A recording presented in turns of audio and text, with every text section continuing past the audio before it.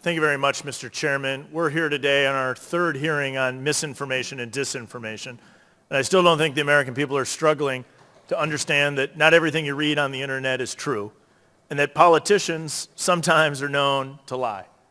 Three of my favorites, where we hear them all the time: if you like your doctor, you can keep your doctor. Inflation is transitory. And a personal favorite, I was appointed to the Naval Academy in 1965. But we got a crisis on inflation, we got a crisis on the border, we have a crisis in crime, yet here we are again having a third hearing on misinformation and disinformation.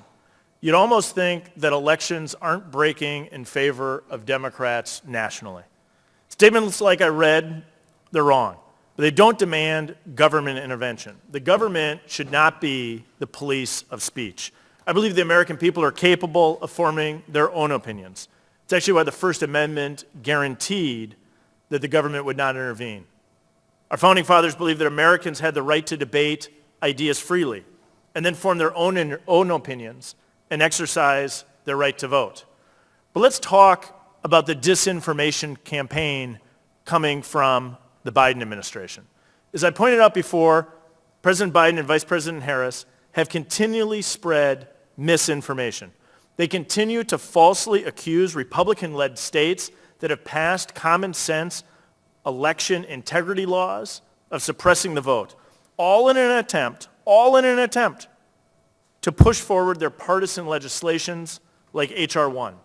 President Biden was even called out by the Washington Post for his claims about the new Georgia election law.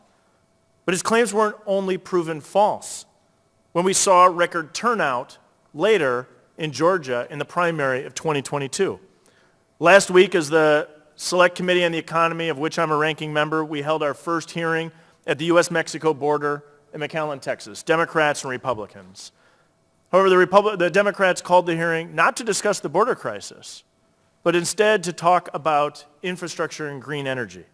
Apparently and continually, many on the left want to ignore the crises that our country is facing because it doesn't fit their narrative.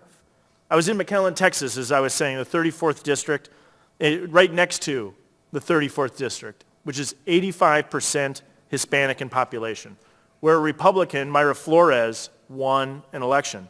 She's the first Mexican-born woman to serve in Congress. She's also the first Republican elected to represent this area of the Rio Grande Valley in more than 150 years. And if you're listening to past committee hearings, you'd listen and you'd hear the outgoing majority would have you try to believe that the only reason for the loss is because Hispanic voters are being targeted with disinformation. But it couldn't be further from the truth.